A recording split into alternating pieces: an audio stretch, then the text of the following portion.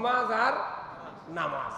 সমাজে 3 অক্ষর, নামাজেও 3 অক্ষর। যে সমাজে শান্তি আছে সেই সমাজে নামাজ আছে, কথা ঠিক কিনা?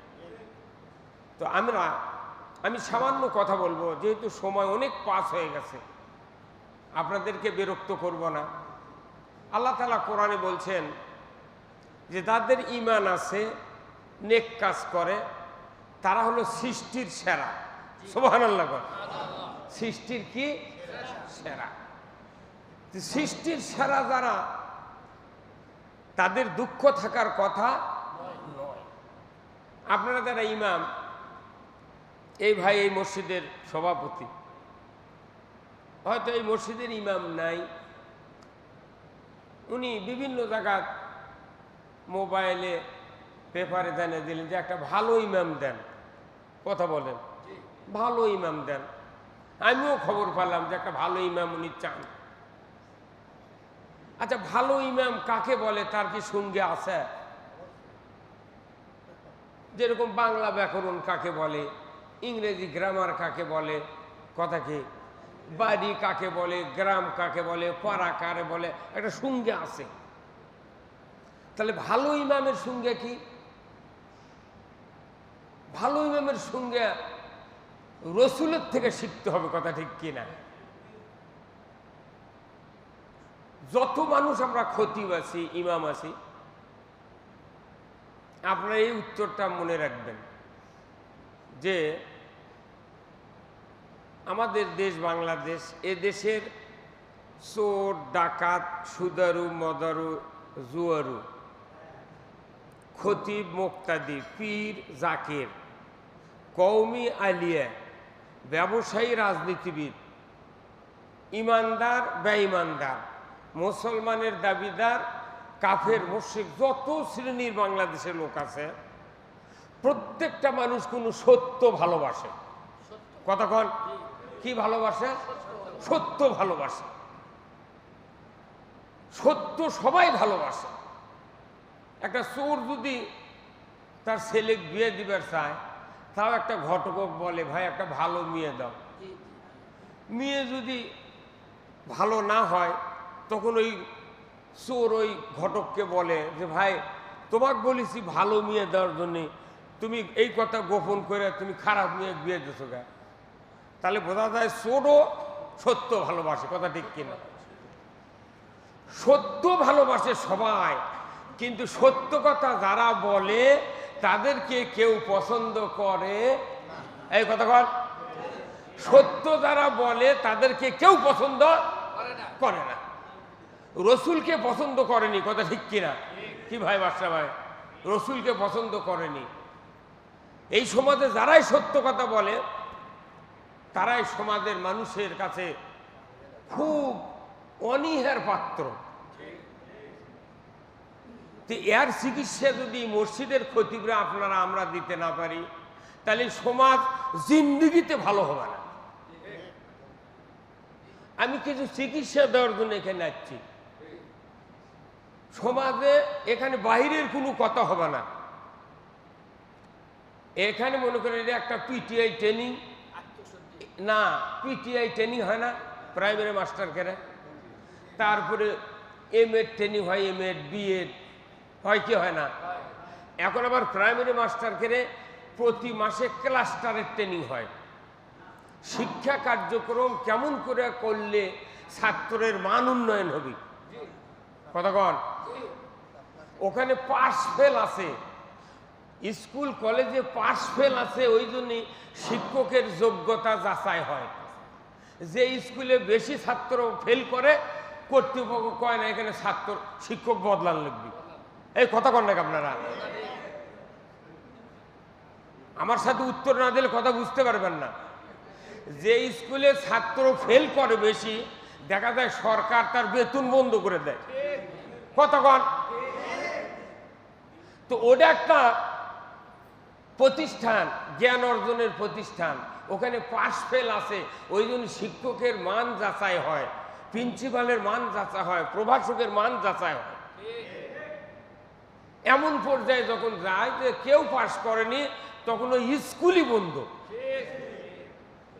পাশ করার তাগিদে, পাশ করলে আমার বেতন থাকবি, স্কুল থাকবি, আমার চাকরি থাকবি, আমার বৌসল ভাত পাবি, এই তাগিদে ওই স্কুলত মাস্টার মরিয়ে হয়ে লেখাপড়া শিখায়। কথা বলেন। কিন্তু আপনার মসজিদ একটা প্রতিষ্ঠান, মুসল্লি পাস করে না ফেল করে তা তো জানেন না। এই কথা কন, আবার কথা কয় ঠিক, সবাই বলা লাগবে ঠিক। মসজিদ একটা স্কুলের চেয়ে, ভার্সিটির চেয়ে, ওই ইসলামী বিশ্ববিদ্যালয়ের চেয়ে সবচেয়ে বড় প্রতিষ্ঠান হলো মসজিদ। এই মসজিদে তো পাস ফেল নাই। কথা কনে গা না, পাস ফেল কেউ বাচ্চা। আপনি বিরাট খতিব, জানাজা করে ভাই পাগলা মাদারও দাপন করছেন, নামাজ ঘর দাপন করছেন, সবাই দোয়া করে ওর 14 গোষ্ঠী জান্নাতে ঢুকে গেছেন, কিন্তু ওই যে কোনটি শোষে তাকে জানেন? ওখানে যে ফেল করিচ্ছে বা পাস করিচ্ছে জানবার পেলেন না, মুসল্লি জানে না, মসজিদের মোতাল্লি জানে না, তাহলে আপনার বেতনের অভাব হচ্ছে না। কিন্তু আল্লাহ বলছেন তোমাকে ইমামতির দায়িত্ব দেওয়া হয়েছে, তোমার ইমানদারকে পাস করাতে হবে। কারণ ইমানদার কিয়ামতের দিন সবচেয়ে বড় সফলতা ওই ব্যক্তির, যে ব্যক্তি জাহান্নাম থেকে মুক্তি পায়া আল্লাহর জান্নাতে ঢুকলো। কথা ঠিক কিনা?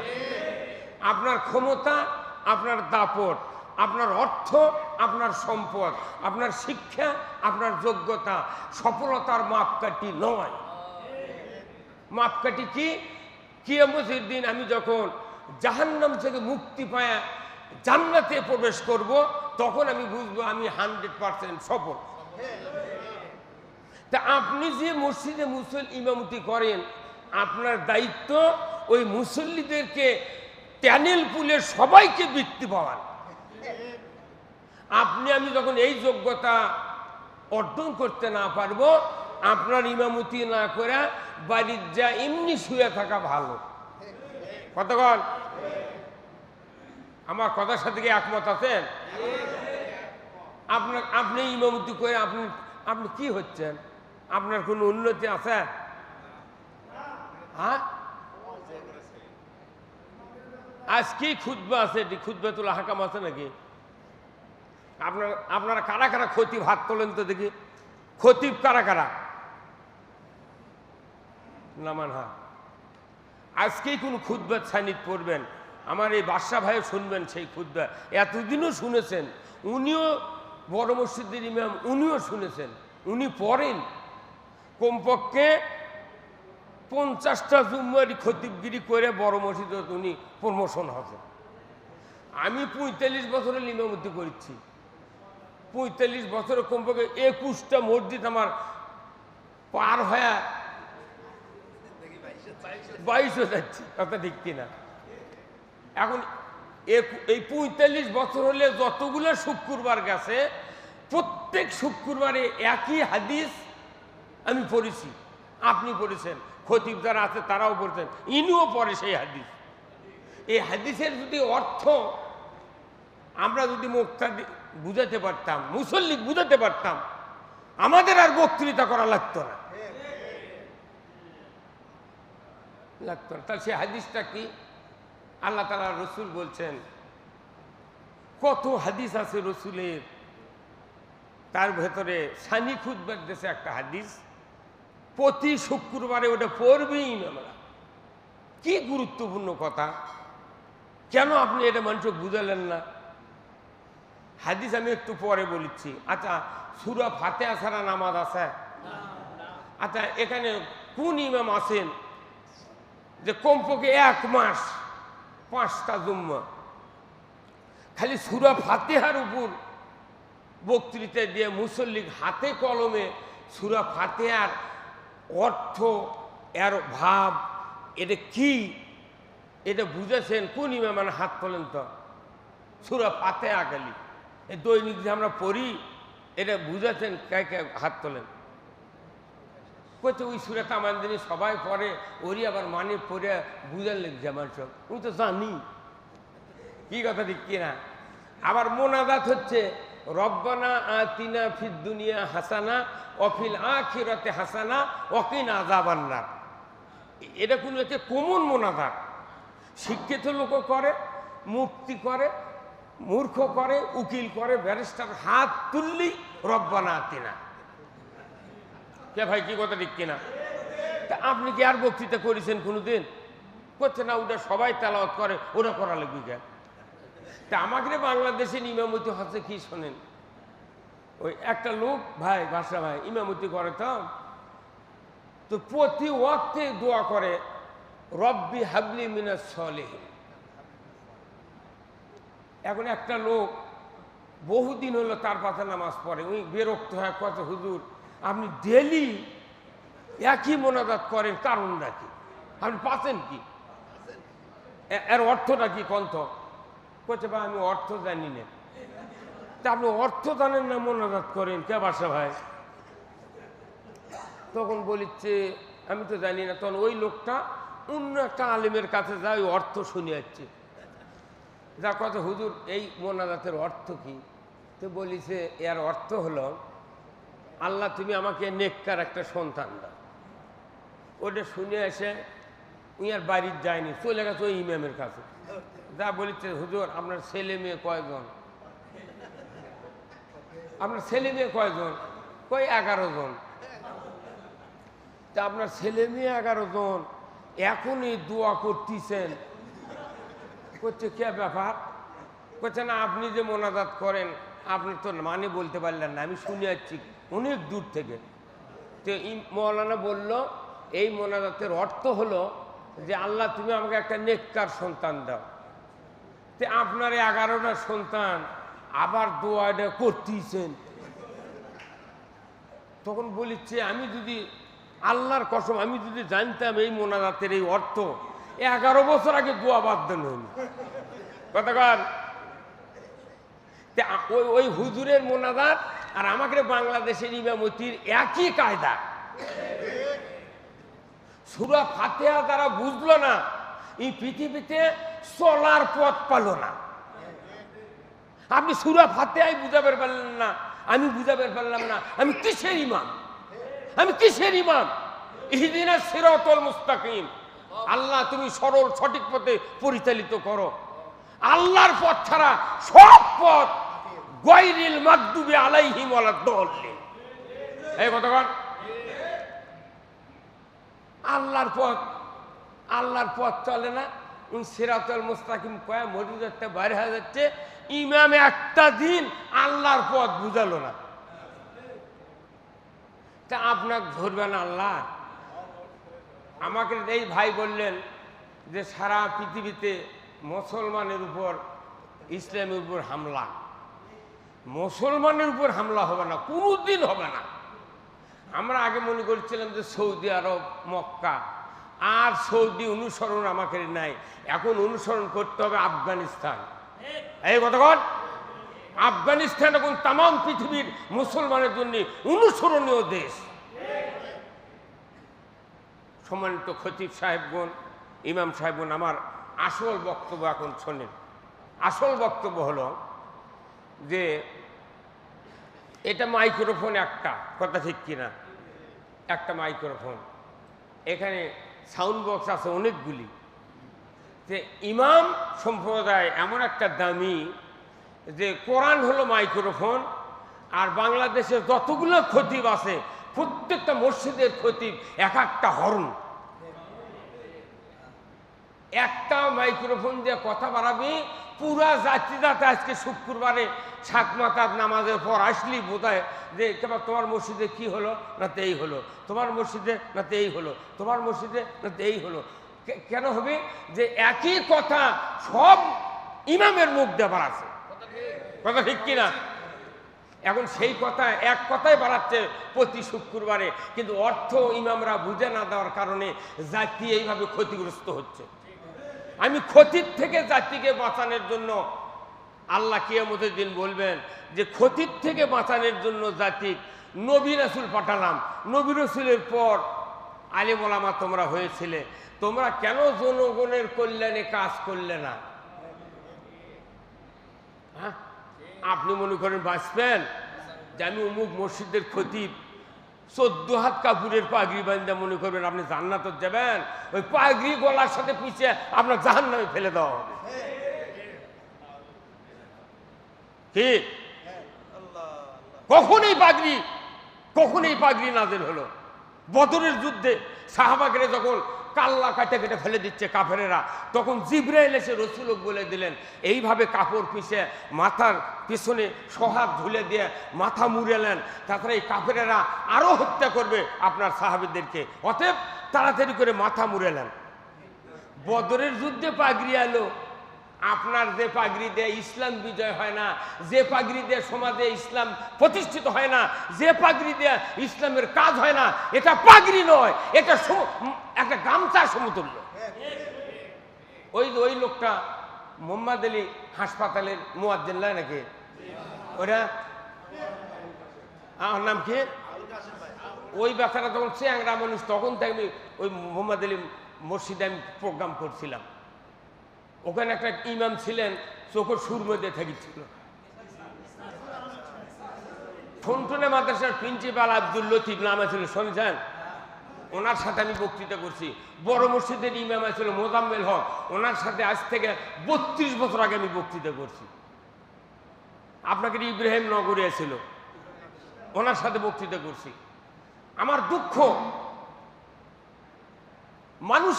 সাধারণ মানুষের সেরেনার দোষ নাই। আমরা যদি এই বাদশা ভাইকে উমারের চরিত্রবান করতে পারতাম, আজকে বগুড়ার যত ইমাম আছে ওনার হাত দিয়ে 10,000 টাকার চেক সকল ইমামের হাতে পরিবেশন করতে পারতাম। কিন্তু ইনাক তো আর করা লাগবে। আমরা যাচ্ছি রিক্সা আলা, ওই সাইকেলের দোকানদারক, ওই ফল আলা লিচু আলার কাছে দেখা করছি, ভাই চুম্মার চ কে এই বুদ্ধি খেতেছে আপনার? আল্লাহ কোরআনত বলেননি ইজহাবিলা ফিরাউনা ইন্নাহু তাগা? হে মুসা, তোমাকে শুআয়ব আলাইহিস সালামের ঘরে মুরগির রান খাওয়ার জন্য পাঠানো হয় নাই, তুমি চলে যাও ফেরাউনের কাছে, সীমা লঙ্ঘন করেছে, তাকে দাওয়াত দাও লা ইলাহা ইল্লাল্লাহু মুসা কালিমুল্লাহ। আল্লাহু আকবার। আজকে কোরআনের কথা বলবো, ইসলামের কথা বলবো। আজকে ইমাম সাহেবরা সঠিক ভূমিকা পালন না করার কারণে ইসলাম আলা লোক, ইসলাম বিজয় করার লোকদের উপর মামলা হামলা দিয়ে সমাজ শেষ করে ফেলে দিচ্ছে। আর ইমাম সাহেবরা মসজিদে বড় পাগড়ি আর আতরের শিশি লিয়া জিব্রাইলের মতো ঢুকতেছে আর বাড়াচ্ছে। এই কথা ভাই, কয় বোতল আতর কিনবেন আপনি? জাতি জাহান্নামে চলে যাচ্ছে, কথা ঠিক কিনা? কারণ এখানে পাশ ফেলের কোনো প্রশ্ন নাই। একটা ইমাম মুক্তাদি দেখিচ্ছেন যে ফেল, ওই পাশ কে করবার ইচ্ছা অত। এখন শোনেন, একটা টার্গেট, যেহেতু বাদশা হয়ে আছেন আমাকে বগুড়ার অভিভাবক, মেয়র মানে কি এইরকম 12 জন মেয়র আছিল মুসা আলাইহিস সালামের সময়। দেখবেন সূরা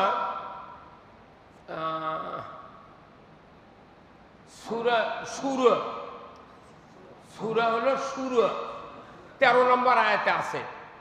আল্লাহ তাআলা নবী মুসা আলাইহিস সালাম ওই তুর পর্বতে আল্লাহর সাথে কথা বলতেছিলেন, তাই না? উনি ওখানে যা কথা বলতেছিলেন, ওই সময় ওই মুসা আলাইহিস সালামের জামানায় 12 জন দলপতি ছিল, 12 জন দলের লিডার। মনে করেন এখনকার মেয়র কিংবা কমিশনার কিংবা এমপি একটা লিডার, এই শ্রেণীর একটা লিডার, 12টা দলের লিডার। তারা বলল, মুসা তুমি তো আল্লাহর সাথে কথা কও, তে আমরা না আল্লাহর সাথে কথা কম, তোমার আল্লাহর সাথে নিয়ে যাবে? বলতে পারে কে ভাই, বলে না? তখন এই 12 জনাকে নিয়ে গেছে তুর পর্বতে, যা বলিচ্ছে আল্লাহ বলে, আল্লাহ আপনার সাথে কথা বলবি। তখন আল্লাহ বললেন যে আমার সাথে কথা বলা যাবে না, আমার তো দেখতেও পাবে না, তবে আমি কিছু কথা বলবো। কি কথা? তখন আল্লাহ মুসা আলাইহিস সালামকে জানিয়ে দিলেন কি, যে এখানে এমপি, মন্ত্রী, মেয়র, আর ওখানে আল্লাহ নকিব, ইসনা আশারা নাকিবান, ইসনা আশারা নাকি, মানে তারা ওই মনে করে এমপি পোস্টের, মেয়র পোস্টের লোক, তারা সেই নেতা। যে তাদেরকে বলল যে আমার সাথে কথা বলে লাভ নাই, আমি আল্লাহ নিজে বলছি, তোমরা যদি 5টা কাজ করতে পারো, কয় কাজ? 5টা, তাহলে আমি আল্লাহ তোমাদের সাথে আছি। শুধু কি তাই? আমি তো থাকবই, আমি তোমাদের জীবনের সব গুনাহ মাফ করে দেব। শুধু কি তাই? আমি তোমাদেরকে জান্নাতে ঢুকিয়ে দেব। আর এই 5টা কাজ যারা অবিশ্বাস করবে, আমি নির্ঘাত বলে দিচ্ছি, তারা হলো পথভ্রষ্ট স্বামী। এখন আসেন সূরা মায়দার 12 নম্বর আয়াতের অংশ। আল্লাহ তাআলা বলছেন যে অকাল আল্লাহ ইন্নী মাআকুম লাইন আকামতুমুস সালাত ওয়া আতাইতুমুজ যাকাত ওয়া আমানতুম বিরুসুলি ওয়া আজ্জারতুমুহুম ওয়া আকরাতুমুল্লাহ করদান হাসানা লা উকাফিরা আন্না আনকুম সাইয়াতিকুম ওয়া লা উদখিলান্নাকুম জান্নাতিন তাজরি মিন তাহতিহাল আনহার ফামান কাফারা বাদা যালিকা ফাকাদ দাল্লা সাওয়াস সাবিল। আগে কোন সুবহানাল্লাহ, তারপর আবার কোন নাউযুবিল্লাহ। একই আয়াতত সুবহানাল্লাহ আবার নাউযুবিল্লাহ। এখন শুনেন, আল্লাহ সাথে পাবে না, সাথে পাতে চায় না এমন লোক বাংলাদেশে আছে। হিন্দুরা কি কবি আমি আল্লাহ চাই না কবি? ওরাও তো জানে ভগবান। আল্লাহ নিজে বলছেন 5টা কাজ যদি তোমরা করো আমি আল্লাহ তোমাদের সাথে আছি। 1 নাম্বার লাইন আকামতুমুস সালাত, নামাজ কায়েম করতে হবে। সুবহানাল্লাহ। বাংলাদেশে কি নামাজ কায়েম আছে? এতগুলো মসজিদের ইমাম কি করছে? ঘোড়ার ঘাস। এই বুদ্ধি কে দিয়েছে আপনার? ইমামকে সাথে আল্লাহ নাই, জনগণের সাথে কে থাকবি? কি বাসা ভাই? নামাজ কায়েম যারা করবে আমি আল্লাহ তাদের সাথে আছি। এখন নামাজ কায়েমের সঙ্গে কি? কোন সমাজে নামাজ ইমামরা ছাড়া কে কায়েম করবে?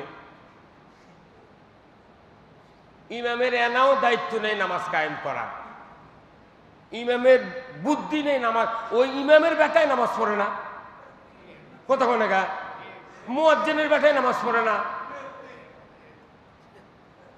কি তাহলে আপনি নামাজ কায়েম যারা করবে তাদের সাথে কে আছে? এখন নামাজ কায়েম কে করবে এটা আবার কোরআন শরীফ হাতে বাড়ি করা লাগবে। কি প্রিন্সিপাল হুজুর? নামাজ কায়েমের দায়িত্ব কার? আপনি কোরআন পড়েন, আপনি একবারও কোরআন পড়বেন না, কোরআনের অন্য বিষয় তো পড়বই না, আরো বিরোধিতা করার জন্য মুক্তাদির এটি বক্তৃতা করে উস্কে দিচ্ছে, হে ওদের থেকে সাবধান। এই কতক্ষণ এখন নামাজ কায়েমের ব্যাপারে আয়াত খুঁজে খুঁজে দেখেন। সূরা হজ আছে, সূরা হজ নাই? 41 নম্বর আয়াত, 41 নম্বর আয়াত আল্লাহ বলছেন আল্লাযীনা ইম্মাক্কান্নাহুম ফিল আরদ আকামুস সালাতা ওয়া আতাউজ যাকাতা ওয়া আমারু বিল মারুফ ওয়া নাহু আনিল মুনকার ওয়া লিল্লাহি আকিবাতুল উমুর। কার কথা? এদিকে আমি বানিয়ে করছি না, কোরআনত আছে। তা আপনি এই কথাগুলো মসজিদত করলেন না কে দেন যে নামাজ কায়েম করলে আল্লাহ তার সাথে আছে, কিন্তু আমরা যারা আছি আমরা তো কায়েম করতে পারবো না। তার কায়েম কে করবি? আল্লাহ তাআলা বলছেন যদি তুমি মুসলমান হও, কোনোদিন যদি রাষ্ট্র ক্ষমতা যাও, তাহলে প্রথম কাজ হলো তোমাকে নামাজ কায়েম করতে হবে। নামাজ কায়েম করতে হবে, এই কথাটা আল্লাহ বলছেন রাষ্ট্র শক্তিকে। আপনি মসজিদের টাকা খাচ্ছেন, বেতন খাচ্ছেন, আতর দিচ্ছেন, কানত লাকত কাপুরত দিয়ে আপনি মুসল্লিকে সালাম ঠুকিচ্ছেন, মুসাফা নিচ্ছেন। আপনি কেন বললেন না যে রাষ্ট্র শক্তির দরকার নামাজ কায়েম করা? তাছাড়া কোনো শক্তি নামাজ কায়েম করতে পারবে না। কার কথা? এটা কি আমরা আজকে মুসল্লি বুঝাতে সক্ষম হয়েছি? কি পারিছে? এখন কবেন হুজুর তাহলে তো মানুষ খেপে দেবি রাষ্ট্রের কথা বলে। তাহলে আপনি খুতবা পড়িচ্ছেন, খুতবার যে হাদিসের কথা আমি বলিনি, এই হাদিসটা হলো ওয়া সুলতানু জিল্লুল্লাহি ফিল আরদি মান আহানা সুলতানাল্লাহি ফিল আরদি আহানাহুল্লাহ। আপনার যখন প্রতিবাদ দিবি কেউ, মোতাল্লি হোক, কেশিয়ার হোক, সভাপতি হোক, প্রতিবাদ দিচ্ছে, হ্যাঁ আপনি রাষ্ট্রের কথা কন, এত বড় সাহস আপনার, কার বেতন খান আপনি? তখন ওই রসুলের হাদিস আপনার বার করে শুনেন লাগবে কি, ও সুলতানু জিল্লুল্লাহ, ন্যায়পরায়ণ শাসক আল্লাহর ছায়া সদৃশ্য। ন্যায়পরায়ণ শাসক কার ছায়া সদৃশ্য? আল্লাহ। আল্লাহর ছায়া মানে কি? আল্লাহর অনুগ্রহের নিচে যারা থাকবে, আল্লাহর আইনের নিচে যারা থাকবে, তারা ছায়াত থাকলে তো কি আরাম, তার চেয়ে বেশি আরাম পাবে দুনিয়ার মানুষ। কথা ঠিক কিনা? যেখানে কোনো জুলুম অন্যায় থাকবে না, এটা হলো ন্যায়পরায়ণ শাসক। কথা ঠিক কিনা? তারপরে আবার রসুল বলছেন ওই হাদিসটি যে যারা বা যে কেউ ন্যায়পরায়ণ শাসক কায়েমের বিরোধিতা করবে, সে যেন স্বয়ং আল্লাহর বিরোধিতা করলো। তাহলে আমরা ইমাম যারা, তারা যদি এই হাদিসটা যদি মেম্বরে বসে যদি বলি, এই পার্ক মসজিদে এমন কোনো মানুষ আছে তাই প্রতিবাদ দিবি? হুজুর কন, কেউ দিবি প্রতিবাদ? কেউ তো দিবে না। এটি সরকারের বিরুদ্ধে কল লাগে না, বিএনপির বিরুদ্ধে লয়, আওয়ামী লীগের বিরুদ্ধে লয়, হাসিনের বিরুদ্ধে লয়, মেয়রের লয়, কমিশনার লয়, কোনো টেনশনই নাই। আল্লাহর কথা আপনি খবর পারলেন না, অথচ আপনি বিরাট ইমাম। কতক্ষণে কেরা এই হুজুর কথা বললেন না আপনি? হ্যাঁ, তাহলে আপনি যদি ন্যায়পরায়ণ শাসক কায়েমের বিরোধিতা করেন, তাহলে আপনার কোনো হজ উমরা, কতক্ষণে যত রকমের আবাদত আছে, যাই কবুল করবি তারই বিরোধিতা করলে কোনোদিন আপনার হলে কবুল হবে? কোনো কামত লাগবে না। আবার হয়তো করছেন যে এরা তাহলে তো রাজনীতির চলে যায়। কথা বলেন, অনেক ইমাম আছে দুর্বল, তারা রাজনীতি বেশি গন্ধ পায়। আচ্ছা শোনেন, আমরা যারা ইবাদত করছি, ইমান ভাঙ্গা যায় এমন কোনো আমলের কথা কোরআনত আছে, রোজা ভাঙ্গা যায় এমন কাজের কথা আছে, অজু ভাঙ্গা যায় এমন কথা আছে, তারপরে নামাজ ভাঙ্গা যায় এমন কথা আছে, রোজা ভাঙ্গা যায় এমন কথা আছে। তা আপনি যত নেক আমল করেন, মসজিদের কমিটি নেয় একটা, ভাই কমিটি নেয় 10-12 জন একটা কমিটি নেয়। এই লোকগুলো যদি ইমাম হয় 2 বছরে ঠিক করবেন না পারেন, আপনি মুসল্লি পারিবেন না। আগে কমিটি গিয়ে আপনার বসা লাগবে, কমপক্ষে 3 মাস মিটিং করা লাগবে আপনি ইমাম হিসাবে। আপনি যে 3 বছরের ইমামতি করেছেন, মসজিদের যে কমিটির 13 জন সদস্য আছে, আপনি তার কেন নামই জানেন না। কতক্ষণে কেনা হ্যাঁ? আবার টিওনো যদি থাকে থানার, অ্যাডহক কমিটি যদি কোনো প্রতিষ্ঠানের থাকে, তাহলে টিওনো পদাধিকার বলে সভাপতি। কি ভাই? সভাপতি। কোনো মসজিদে যদি কমিটি হয়, তাহলে ইমাম পদাধিকার বলে ওই কমিটির সভাপতি থাকতে হবে। ইমাম হলেই মসজিদ কমিটির সভাপতি। ইমাম 3 মাস বেতন চাচ্ছে, ইমামক বেতন দিচ্ছে না, চাকরি করতেইছে। কথা কন। এখন কথা শোনেন, আমি যেটা বলবো যে আগে কমিটির লোক ঠিক করেন। এখন কমিটির মধ্যে আবার ভাইবা লওয়া লাগবে আপনার। লৌহে মাহফুজে আল্লাহ কমিটি বানাইতেছে মসজিদের, সেটা আবার নবীর কাছে ওহীটা নাযিল করছে। ওহীটা কি? ইন্নামা ইয়ামুরু মাসাজিদাল্লাহ মান আমানা বিল্লাহ ওয়াল ইয়াউমিল আখির ওয়া আকামাস সালাত ওয়া আতাজ যাকাত ওয়া লাম ইয়াখশা ইল্লাল্লাহ। 5টা গুণ যার ক্ষেত্রে আছে তারা মসজিদের কমিটির থাকতে পারবে।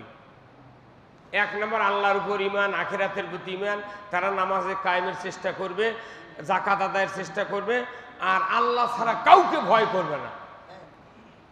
এই গুণওয়ালা কমিটির লোকই নাই, আপনি বড় একটা ক্ষতি ভয় হচ্ছেন, এই বুদ্ধি খেয়ে দিয়েছে আপনার। কথা কয় না পারে? আপনি সব ইমামের চাকরি চলে দেবি, তাহলে মসজিদ তখন ফাঁকা, কে ইমামতি করবি? কিন্তু আপনি এটি ওই কথা কইলে আরো 12 জন লাইন ধরে আছে, ও কি তার দেন আমি এখনই ফ্রি ইমামতি করবো। টাকা দিয়ে ইমামতি করার ইমাম পাচ্ছে না, আর আপনি যখন ফ্রি করবে থাকবেন। হক কথা কইলে, ওই দিন বললাম, হক কথা বললে সবাই পছন্দ করে না। তাহলে আসুন, আপনি যদি মসজিদের এই কমিটি যদি বুঝান যে ন্যায়পরায়ণ শাসক কায়েমের যদি কেউ বিরোধিতা করেন তাহলে কোনো আল্লাহর বিরোধিতা করা হবে। অতএব সাবধান, আপনি কোনো আবাদত কোনো পাবেন না। আদাল্লাহ আমালাহুম, সমস্ত আমল আল্লাহ ধ্বংস করে দেবে। এই মেয়র সাহেব আমার সভাপতি এই মসজিদের, উনি যদি ইমাম সাহেবকে কাছে বলেন, ইমাম সাহেব কোরআনে যা আছে হাদিসে যা আছে সমাজে শান্তির জন্য মানুষগুলা জান্নাতে যেতে হবে, এরই উপর আপনার কোরআনে কি আছে বোতাম খুলে দিয়ে বক্তৃতা করবেন। আল্লাহর ইজ্জতের কসম, এই সভাপতি, এই মেয়র, এই মোতাল্লি কিয়ামতের দিন ইমামের আগে জান্নাতে যাবে। এরই নাম হলো সভাপতি। যে দল ক্ষমতার যায় সেই দলের নেতারা সভাপতি। কি লাখর টিপ দিলে দুধ বাড়াই রে, তাই প্রাইমারি সভাপতি। ওর সই ছাড়া 72 বছরের বুড়ার বেতন হচ্ছে না। কি কথা কন? এটা কোন দেশ? কোন দেশ? দেশের কথা বাদ, আপনি আমি ইসলাম বুঝাবো কিনা সেটা কন। আমি যে কথাগুলি বলছি যে নেতৃস্থানীয় লোকদেরকে যদি আপনি বুঝাতে না পারেন, মসজিদের মুসল্লি বুঝাতে পারিবেন? আসুন এখন আপনার কাছে বলি, জিস্ট কথা হলো যে আমাদের একটা দায়িত্ব আছে, এই জাতিক জাহান্নাম থেকে বাঁচিয়ে জান্নাতে ঢুকাতে হবে। রাজি আছেন আপনারা? কারা কারা রাজি আছেন? হাত তোলেন তো দেখে, কারা কারা? নামান হাত। তাহলে আপনি কি বলেছেন কোনদিন যে কিয়ামতের দিন আল্লাহ রসুলের উম্মতের ভেতর 73টা কাতার হবে, এক কাতার জান্নাতে যাবি আর 72 কাতার জাহান্নামে যাবি? কোনদিন কছেন? হ্যাঁ হুজুর, আপনাকেও কি কোনো মুক্তাদি কছেন যে হুজুর আমরা শুনেছি রসুল বলছেন কিয়ামতের দিন 73 কাতার হবে আমার উম্মতের ভেতর, 72 কাতার জাহান্নামত যাবি, এক কাতার জান্নাতে যাবি, ওই কাতারত থাকার কি বুদ্ধি আনা কন্ত? কে ভাই কোনদিন কছেন? বাদশা ভাই কোনো ইমামক কছেন আপনি কোনদিন? আসল প্রশ্নই নাই। তাহলে যে কাতার জান্নাতত যাবে সেই কাতারের কথা এখন আমি বলবো, শুনতে রাজি আছেন? তাহলে আপনার এখানে পাশ করাতে হবে মুসল্লি। নামাজ কায়েম করা কি ফরজ?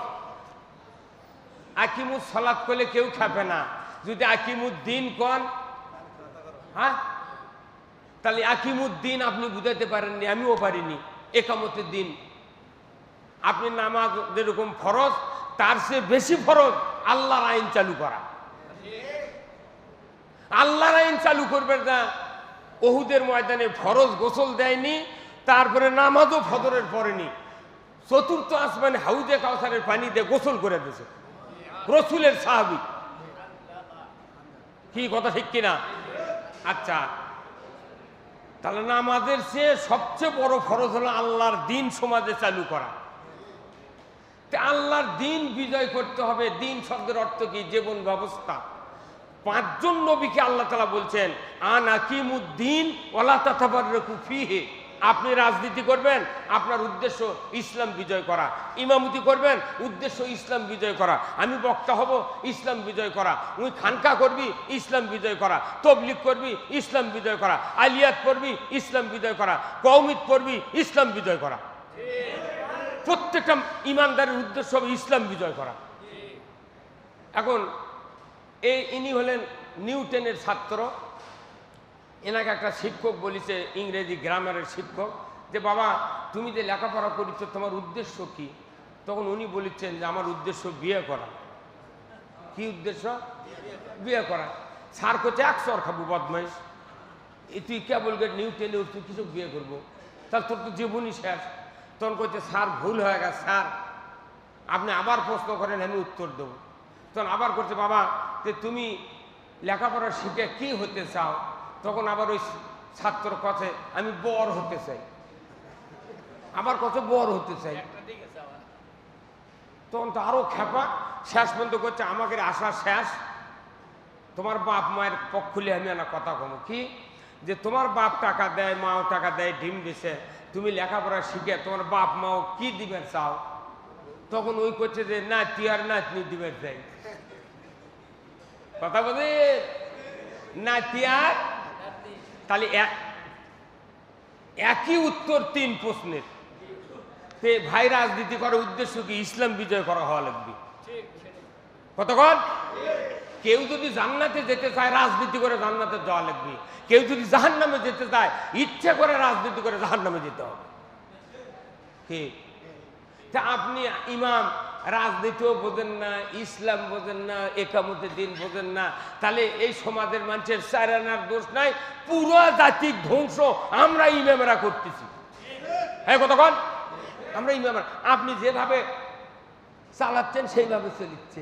ওই যে যেমনি নাচাও তেমনি নাচে, পুতুলের কি দোষ। এখন বাংলাদেশের মসজিদগুলো হচ্ছে ওই গানের মতো, ইমাম যে লাইনের ওই লাইনের মুক্তাদি তৈরি হচ্ছে। কি ভাই কতক্ষণ? সান্তার কি রেল স্টেশন নয়? ওখানে পার্বতীপুর যাওয়ার জন্য আপনি গাড়ির টিকিট করে বসে আছেন, হুট করে বোনার পাড়ার ইঞ্জিন নিয়ে আপনার ওই বগির সামনে লেগেছে। গাড়ি যখন স্টার্ট হবে, গাড়ি কোনটি যাবে? বোনার ভাড়া। তো ইমাম গুলো হচ্ছে উনকে বোনার ভাড়া। কতক্ষণ? ইমাম কি হচ্ছে? আল্লাহর দ্বীনের পক্ষে আমার সকল চেষ্টা সাধনা আমাকে আল্লাহর দ্বীন বিজয়ের জন্য করতে হবে। কথা ঠিক কিনা? আপনি জানেন আপনার যোগ্যতা কি? উমর ফারুক রসুলকে কতল করার জন্য বাড়ালো, সেই মানুষটা 10 বছর ইমামতি করলো রসুল, তারই পেছনে নামাজ পড়লো 10 বছর। একজন আমিরুল মুমিনের পর ওই মানুষটা অর্ধেকটা পৃথিবী চালালো, আর আপনার এটি 70 বছর নামাজ পড়ছে ইমামের পাশে, একটা মেম্বার হবার পারে না। কতক্ষণে গা? আবার ওই ইমাম যদি চেয়ারম্যানের দাঁড়াবে চায়, হুজুর তোমার আবার গম খাওয়ার ইচ্ছা আছে, সেই জন্য মানুষ লোক না পায় হিন্দু ভোট দেয় রে। কতক্ষণে কে রে? আরে লোক না পায় হিন্দু ভোট দিতে। আমরা তো বহু জায়গায় বাংলাদেশে সভা করে বেড়াচ্ছি, হিন্দু মন্ত্রী, হিন্দু উপজেলা চেয়ারম্যান কত হচ্ছে। কারণ কি জানেন? মানুষ অতিষ্ঠ হয়ে গেছে, ইমানদারির উপর অতিষ্ঠ হয়ে গেছে। আমরা ইমামরা ইসলাম বুঝাতে ব্যর্থ, দিন বুঝাতে ব্যর্থ, রাজনীতি বুঝাতে ব্যর্থ, যার কারণে জাতি বাঁচার জন্য ইদিক উদিক দৌড়াচ্ছে। এই কথা কর। তবলিগের একটা চিল্লে দিয়েছে, এসে আবার গেছে চরমনায়, চরমনায় ভাল লাগেনি চলে গেছে আটরশি, ওটি ভালো লাগেনি চলে গেছে জাকের বাটি। কি আমি যে মসজিদের ইমামতি করি, আমি মিম্বরে বসার সাথে সাথেই আমার মসজিদে স্লোগান হবে। এই মিম্বর আজকে আমি তো মসজিদে খুতবা দিই, যে মসজিদে এই মিম্বরে বসার সাথে সাথে স্লোগান হবে। তখন আমি বুঝবো যে হ্যাঁ আমার মুসল্লি একামতের দিনের জন্য আল্লাহর পক্ষে তৈরি হয়ে গেছে।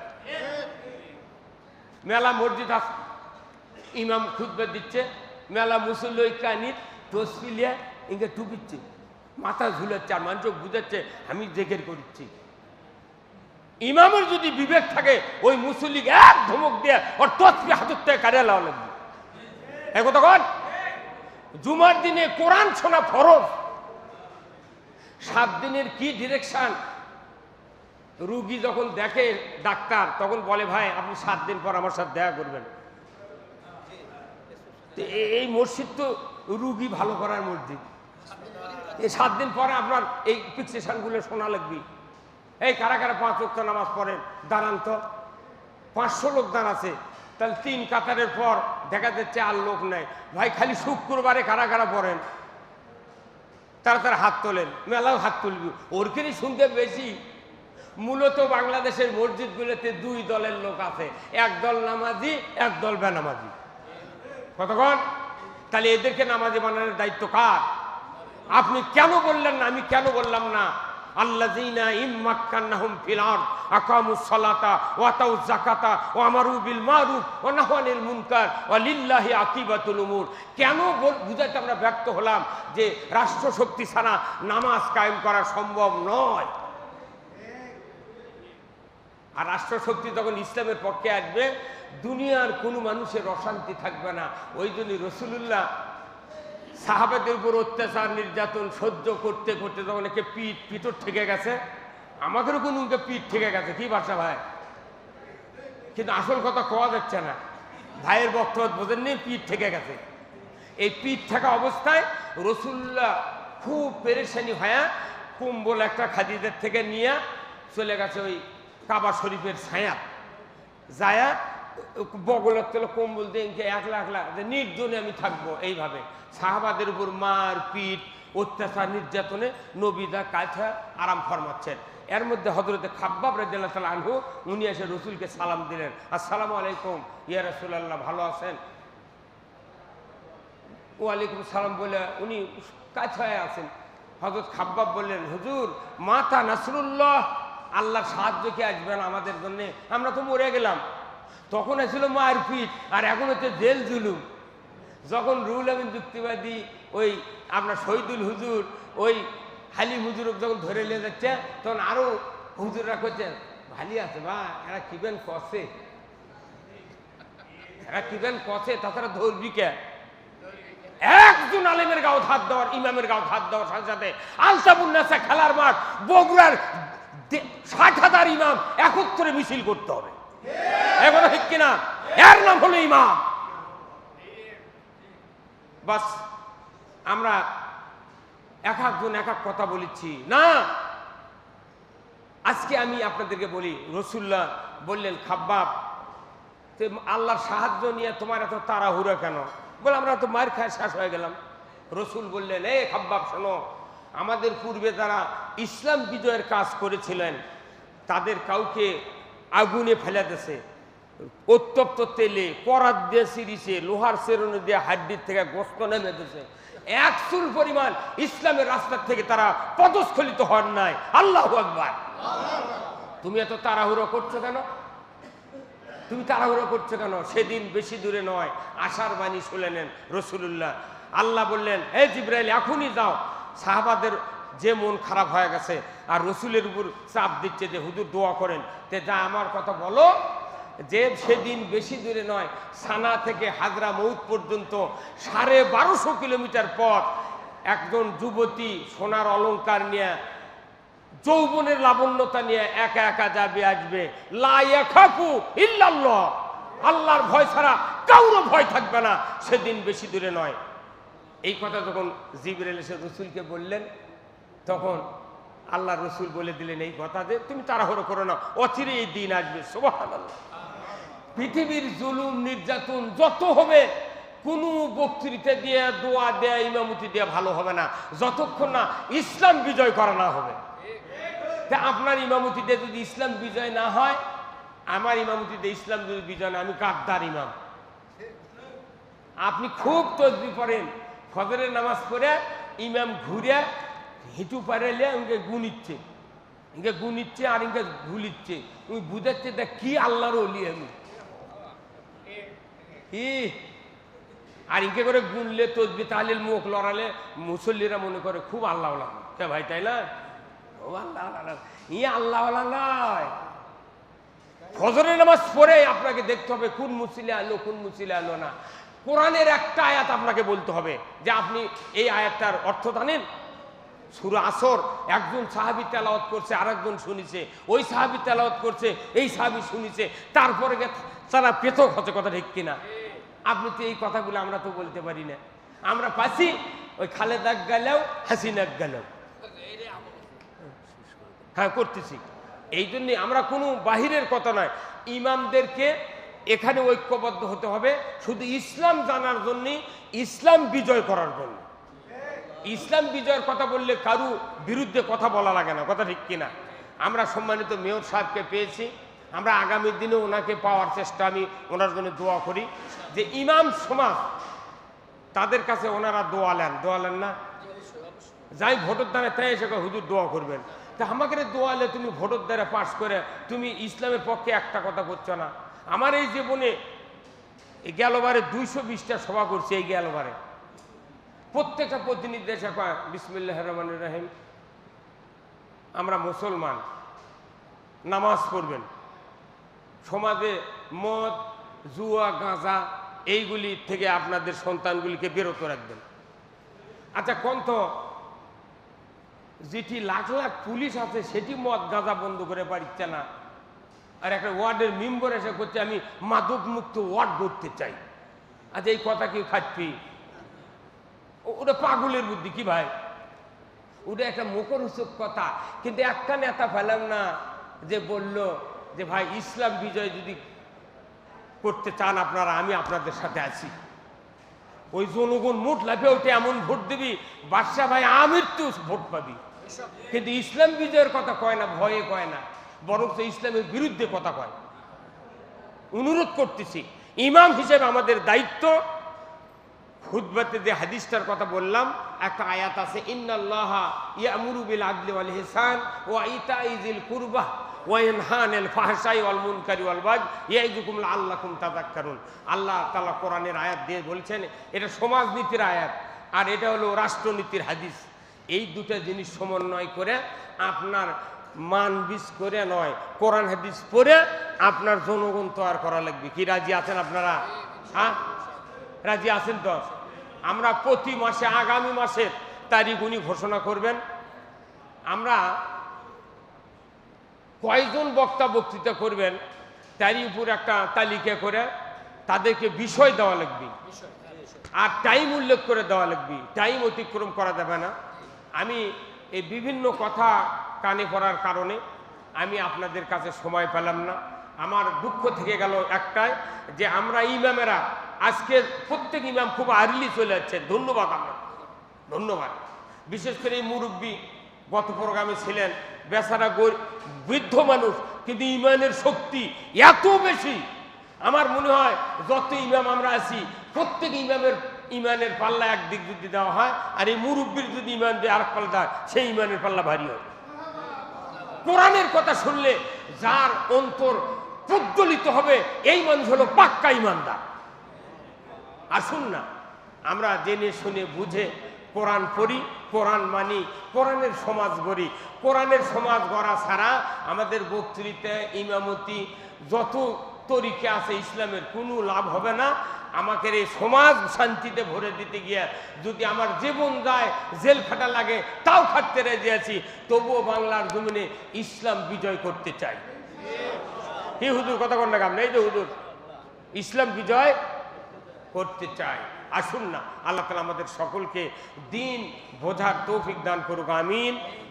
সবার সুস্বাস্থ্য কামনা করে আগামী মাসে এই তালিকাটা আমরা করব। আর যারা আপনারা এসেছেন সবাই তো টাউনেই থাকেন, তাই না? এখানে একটা প্রোগ্রাম চলে, এই প্রোগ্রামের জন্য অবশ্য কিছু খরচ হয়, বুঝছেন? আমরা নিজেরা কিছু অর্থ দিয়ে, হয়তো দেখা যাবে যে কিছু কিছু ইমাম আছে যাতায়াত খরচা নাই। এই যে ভাই প্রিন্সিপাল অনেক টাকা বেতন পায়, এই হুজুর পায়, যারা আমরা চাকরি করি তারা পায়। অবশ্য নিজেরা কিছু কিছু দিয়ে একটা ফান্ড তৈরি করলে ওই ইমামদেরকে একটু হাদিয়া যদি দেওয়া যায়, তাহলে ওরা আরও 2-3 জনক ধরে লে। কথা ঠিক কিনা? আমাদের মূল টার্গেট ইমামদেরকে ঐক্যবদ্ধ করতে হবে। কারণ সূরা ইমরানে আল্লাহ বলছেন, ফা আল্লাফা বাইনা কুলুবিকুম, যে পরস্পর অন্তরে যখন শত্রুতা ভাব পোষণ করে, এটা যখন ফা আসবাহতুম, হ্যাঁ, নিয়ামতিহি ইখওয়ানা, যখন পরস্পর ভাই ভাই সম্পর্ক স্থাপন হয়, তখন আল্লাহ তাদেরকে নিয়ামত দিয়ে ভরপুর করে দেয়। কথা ঠিক কিনা? আর যদি আমরা বিচ্ছিন্নভাবে থাকি, ফা আনকাযাকুম মিনহা, আমরা তখন কোনো জাহান্নামের কিনারা দেশে থাকি। অতএব সব ভেদাভেদ ভুলে যা, কে কওমি, কে আলিয়া, কি পিসাব, আপনি যা পারেন করেন। এই ইসলামের পক্ষে আমরা ইসলামের স্বার্থে এক হতে চাই। কি রাজি আছেন আপনারা? কারা কারা দুহাত তুলে দেখান। আল্লাহু আকবার, নামান হাত। আমরা সর্বাত্মকভাবে আমাদের অভিভাবক বগুড়া প্রভারের পৌর মেয়র আমি বাদশা ভাইকে আমরা অভিভাবক মনে করি। ওনার সহযোগিতা যদি আমরা পেতে পারি, এই বগুড়া শহরের যত ইমাম আছে, এই ঢেউটা পুরো জেলার 11টা থানায় লেগে যাবে। কথা ঠিক কিনা? আসুন, আল্লাহ তাআলা আমার ভাইকে হায়াতে তয়বা দান করুক। আমার সদ্য পার্ক মসজিদের ইমাম সাহেব, এনাকে আল্লাহ হায়াত দারাজ করুক। সবার সুস্বাস্থ্য কামনা করে আমার আব্দুল হালিম বেগ ভাই আছেন, উনি আমাদের বিশেষ মেহমান, উনি সহ সকলকে আমরা আন্তরিক মোবারকবাদ জানাই। এই জন্যে শুধু ইসলাম বিজয়ের স্বার্থে আমরা নিজেকে বিজয় করতে চাই না। আল্লাহ তাআলা আমাদের সকলকে তৌফিক দান করুক, আমিন। ওয়া আখিরু দাওয়ানা আলহামদুলিল্লাহ। আসসালামু আলাইকুম ওয়া রাহমাতুল্লাহি ওয়া বারাকাতুহু।